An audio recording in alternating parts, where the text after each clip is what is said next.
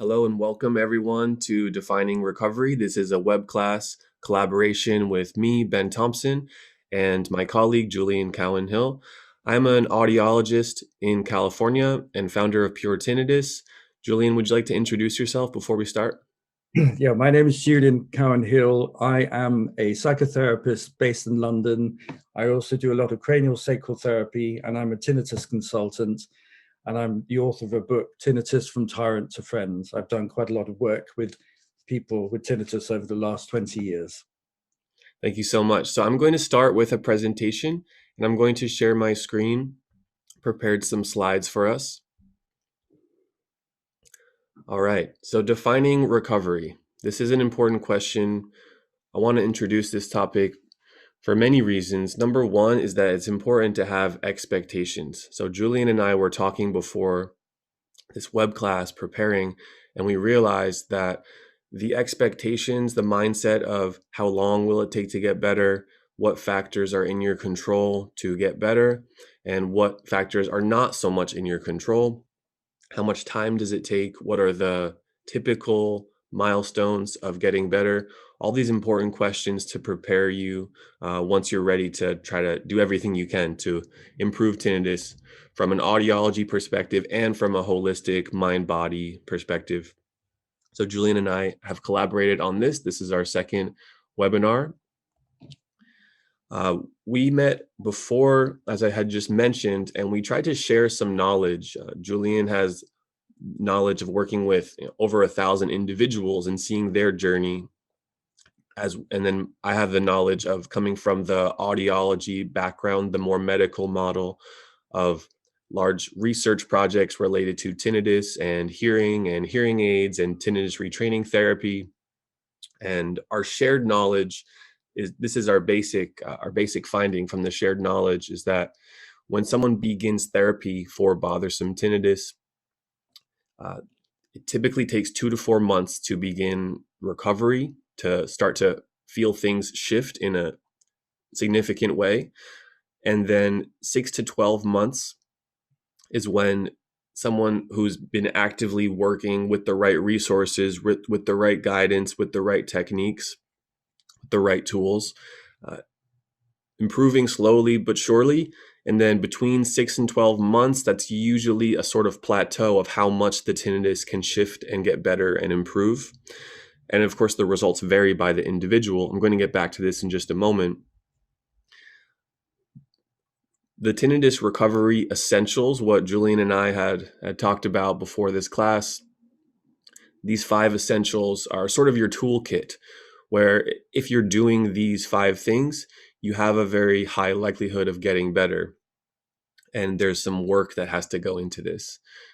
As an audiologist, I did not typically get trained on these kinds of things. And it's not so much discussed in the audiology community about what else to do other than hearing aids, sound therapy, and maybe cognitive behavioral therapy or cognitive behavioral techniques. So in my own journey as a doctor of audiology specializing in tinnitus, I have realized that this more holistic approach is the best opportunity to get better, the best return on your investment of time and energy. So these are the 5 essentials that Julian and I had discussed. We must have self-soothing practices. Julian's going to get more into details on that during his part of this web class. We must use sound therapy, and this is individualized. One thing I wanted to bring up on this topic is that when we talk about sound therapy, it's usually a combination of using sound from a speaker in the room you're in, being around natural sound as much as possible from nature or where you live if there's natural sound around you, trying to avoid the situation where you're in a quiet, isolated place. And during COVID, during coronavirus, this has become more challenging because many of us are forced to stay home and there's not so much sound stimulation in our everyday life. So we have to use sound as a therapy to counteract the sound of the tinnitus and to create more time during your day where you can stay focused. Sound therapy typically breaks down into devices that are worn on the ear, or sound that is played from in your room around you, as well as phone apps or sound you can play from a phone. The brain does not distinguish between, oh, this sound therapy, this sound that's entering my auditory system, that's coming from a hearing aid. The brain cannot distinguish, oh, that's coming from a hearing aid, or that's coming from a speaker in my room, or that's coming from the natural nature, the world around me. Let's say I'm out on a hike or in nature or something. I wanted to bring that up because people often think that sound therapy has to be hearing aids, and it's not true. The reason hearing aids are popular for sound therapy and they're used for sound therapy is because it's sustainable to have something on your ears that you can directly control, that others around you do not have to hear, and that the sound therapy can move with you without carrying a physical object like a white noise machine or the sound from your phone with you. But the auditory brain, the part of the system that benefits from sound therapy, it does not distinguish between, oh, that sound is coming from a hearing aid versus that sound is coming from my iPhone, or that sound is coming from the speakers in my room. Having sound therapy can be very simple. It can be as simple as playing constant low-level classical music in the background. Something like that is going to help us because comparatively, the loudness of the tinnitus is more manageable in those moments. So as part of the recovery from tinnitus, when we're thinking of what can we do? What is all that we can do in regards to getting better? Using sound as a therapy is definitely part of that. And if you've been following Julian or myself, you probably know that, but don't forget that, don't overlook that. And if you're finding yourself being in quiet places with loud tinnitus and feeling anxiety, feeling stress, feeling bothered, worried by it, having more background noise in your house, that's probably a very good move. The third essential here we talked about is mind-body practices. Personally, maybe 3 or 4 years ago, when I started to research who in the online tinnitus world is actually helping people get better, I started to become friends with all of the tinnitus experts who create online courses or have YouTube channels or have written books.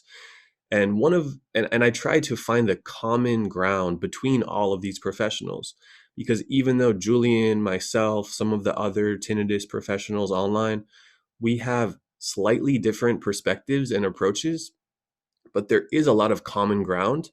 And for someone who's wondering, which program should I go with? What should I do? I want to optimize. I want to do everything I can.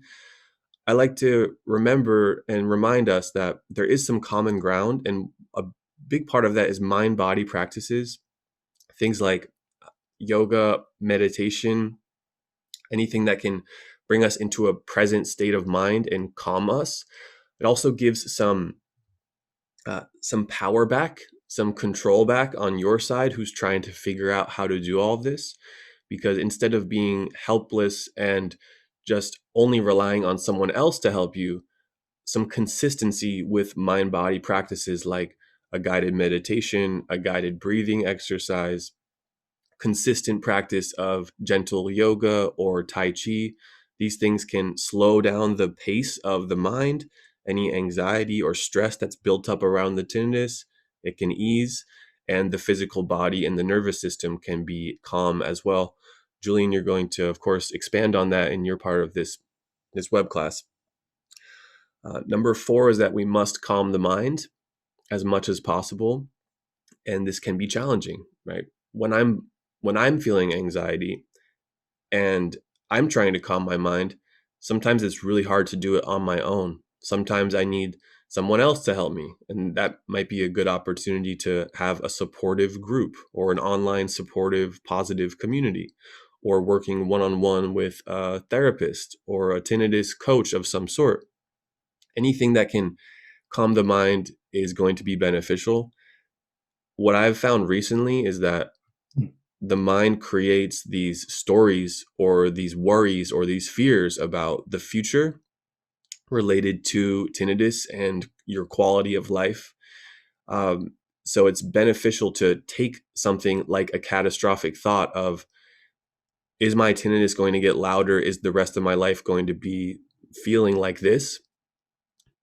Looking at that and unpacking that, working with someone who knows, for most people, what happens in the future with tinnitus and what you can do now to prevent it from getting worse and actually make it get better.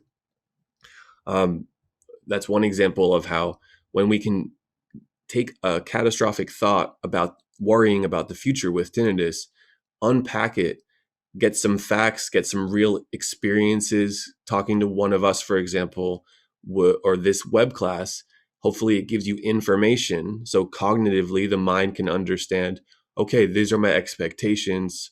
That worry, that fear I had is probably not as serious as I once believed it was. That's an example of calming the mind. And I'm going to talk now about the fifth one. So the fifth essential for recovery and getting better is to shift your attention from tinnitus to other things in your life. Try not to over monitor your symptoms. Try not to keep a detailed log in your journal of how loud is your tinnitus in the morning, in the afternoon, in the evening. Try not to hyper focus on the sound itself. If you're having a day where it spikes and it's loud, something that can be beneficial is to just say, oh, my tinnitus is loud today, but I'm going to focus on whatever else I would typically do in my day. Maybe that's reading, listening to an audio podcast, an audiobook, or taking time to be social, taking time to do other things that are not tinnitus. So shifting the attention, whereas previously tinnitus was the foreground, all of your focus and emotional energy focused on it. Try to do things try to have habits, try to have practices, try to mentally say, okay, I'm shifting tinnitus into the background. That's one example of how shifting your attention to other things in your life can be beneficial. Of course, right now during COVID, during coronavirus, it's hard to do things. It's hard to have social groups. It's hard to be outside, especially in the Northern Hemisphere right now. It's winter. So what can we do now to shift our attention from tinnitus to other things? Maybe this means picking up an old hobby that you really enjoyed, something you can do indoors. Maybe this means working with some kind of sounds or watching new movies or something like that we can shift our attention away. So those are the five those are five essentials for recovery. Julian's going to expand on them during his part. Again, to bring us back to, between Julian and I, we have this shared knowledge from our experiences of the typical timeline for someone who's doing all of these five things consistently, nearly every day. When they start that process with bothersome tinnitus, we can look at that and say, okay, that's the beginning of this timeline.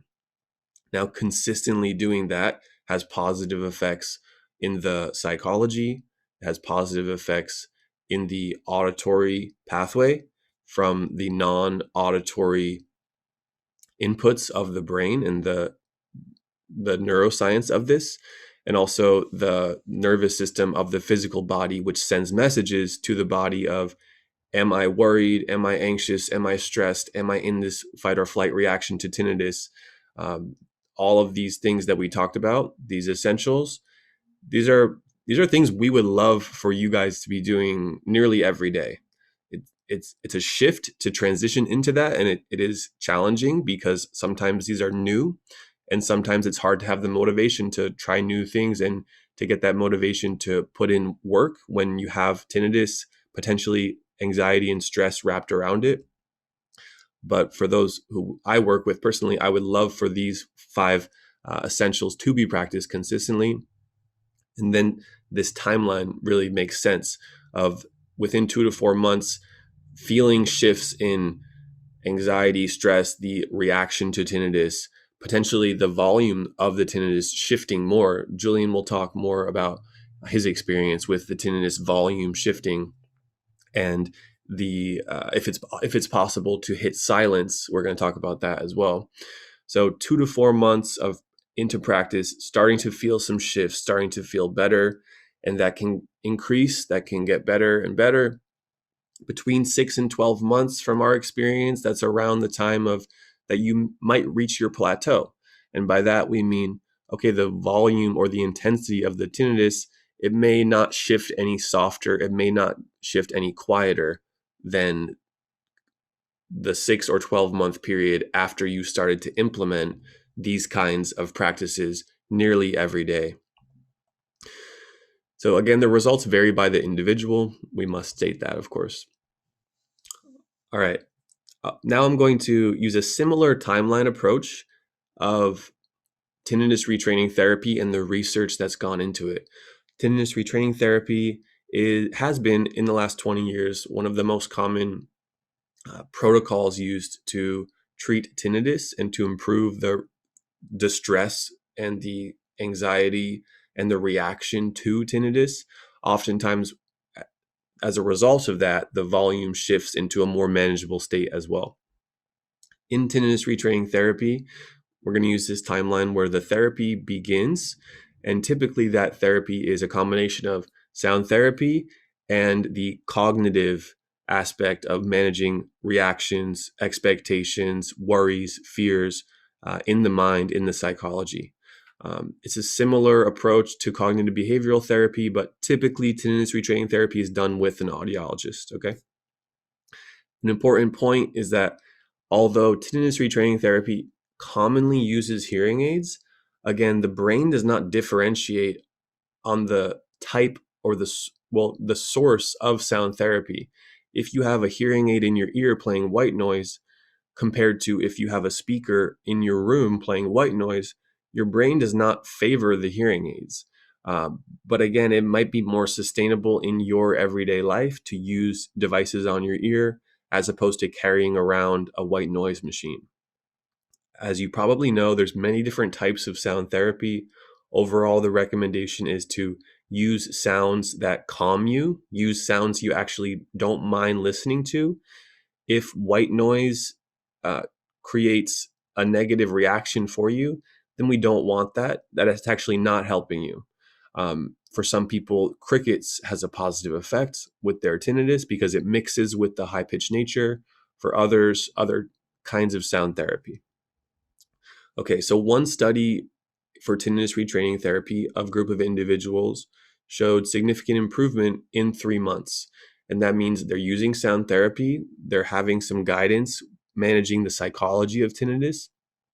And within 3 months, they have significant improvement with their distress, with their reaction, with how much they're bothered by it. The research for tinnitus retraining therapy does not try to track the volume of tinnitus.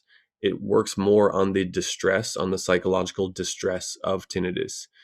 And this is interesting. It's something that I'm exploring more and more, how some of the original research for tinnitus explains that there's not a direct correlation between the loudness someone reports their tinnitus and how much they're bothered by it. So that's interesting, and that's something I'm going to continue to explore. Another study showed 80% improvement with tinnitus distress within 12 months. The reason I wanted to bring these kinds of timelines to you guys is to get some realistic expectations based on various approaches, various research studies on the timeline of getting better. I think it's really important that you don't lose hope after 1 month, after 2 months of working with yourself on these essentials. Don't lose hope that you cannot get better. It does take time. And within those first few months, you may notice some shifts of your tinnitus where sometimes it might be louder, sometimes it might be softer, it might be fluctuating pretty significantly even. Another study looked at the long-term treatment effects of tinnitus retraining therapy, which essentially is the sound therapy plus the psychological, working on the psychological reaction and reframing the tinnitus. The treatment effects lasted as long as the researchers were in contact with the participants, which was between 1 and 5 years after the actual therapy itself. Okay, some different recovery factors. The improvement you have with your tinnitus And it is important to ask, what is the cause, or what are the multiple factors that caused your tinnitus? Was it just hearing loss that caused tinnitus? Was it stress, or taking a medication, or some kinds of trauma? A lot of people have hearing loss and tinnitus, but those who have tinnitus with hearing loss, not everyone is bothered by it. So hearing loss is unlikely the sole cause of very loud, very obtrusive tinnitus. Sometimes you can have tinnitus without hearing loss. So then we would want to understand, okay, what are the main factors at play? Is it stress on your overall persistent stress in the mind and the body? Is there some anxiety associated with that? Was there a medication dose that was either too high, or some kind of medication that triggered the sensitivity in your system to create tinnitus? Was there some trauma around the original incident? Maybe you were in a car accident, and then it was traumatic, and it caused injury to your ear, and then you have had loud tinnitus from it. Maybe you got a vaccine, or some kind of shot, or some other kinds of medication which triggered your tinnitus, and then it's been loud ever since. These kinds of things can be traumatic. Common one in the audiology space is some kind of ear surgery, or having an ear infection, or some kind of procedure on the eardrum, and then, or having earwax and having a big emotionally traumatic experience around it with removing the earwax, and then the tinnitus lingers in the ear, and it doesn't seem to calm down ever, even though the medical condition that caused it originally is improved. So as we can see here, there's different factors, and they all mix together based on your individual history.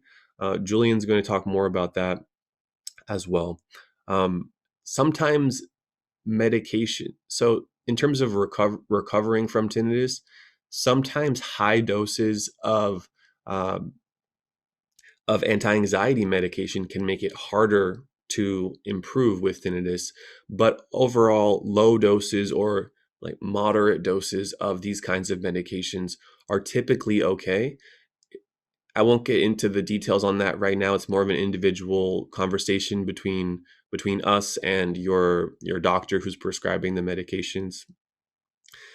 Well, that's what I wanted to bring into this conversation for now.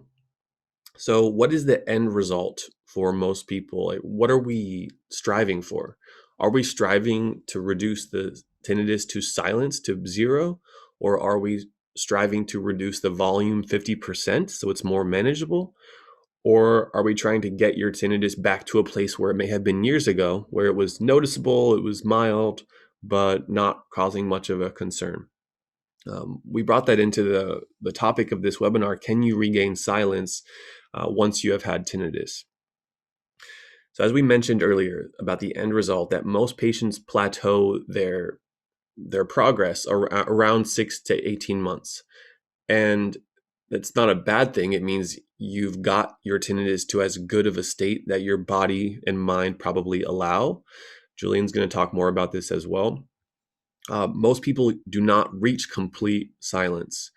Uh, and my personal take is that setting a goal of silence might be shooting a little too high for everyone. Occasional periods of silence are great, but if I personally don't want your goal in tinnitus management to be silence or nothing, because it's quite all or nothing in my perspective. Occasional silence is definitely welcome, but if you can reduce the volume or shift the experience, the loudness, the reaction of tinnitus 50%, I think for most people that would be a big win. Now I'm going to bring in this study. This is a study that now is, 70 years old, so long before I was born. And this is one of the original tinnitus research studies by Heller and Bergman in 1953. They had a large group of individuals with normal hearing go in a very, very silent room, a very silent audio booth. And that study showed that 97% of normal hearing adults did perceive phantom auditory signals when placed in that silent room for 5 minutes. The study suggests that subauditory perceptions are always present, but are masked by ambient sounds averaging around 35 decibels. So essentially, even people with normal hearing in the quietest place hear tinnitus. So there might not be something that we would call complete silence. There are these subauditory perceptions. There is this buzz, this charge of the nervous system of the brain, and our auditory system picks it up when we're in a quiet enough place. The reason I think this is beneficial to know is that most people hear sounds in a very quiet place. So when we're managing the expectations of how much we want to get better, I personally believe it makes sense to aim for reducing the loudness, reducing the intensity of the reaction to tinnitus by gradual percentages and keeping up with your practices, those 5 essentials that we talked about. And then at that point, we see how well you individually can get. It can depend on those different factors that we talked about. For example, if someone is still having challenges with anxiety and daily stressors, or having a hard time letting go of the trauma around the original incident of the onset of tinnitus, then it can be hard to reach that plateau. Hopefully, this is helpful to you guys. I'm now going to switch it over to Julian, who's going to carry out the presentation. And then at the end, we'll be doing the question and answer session. Thank you guys so much. This has been Thompson. Julian, please take over. Here you go. Okay, thank you.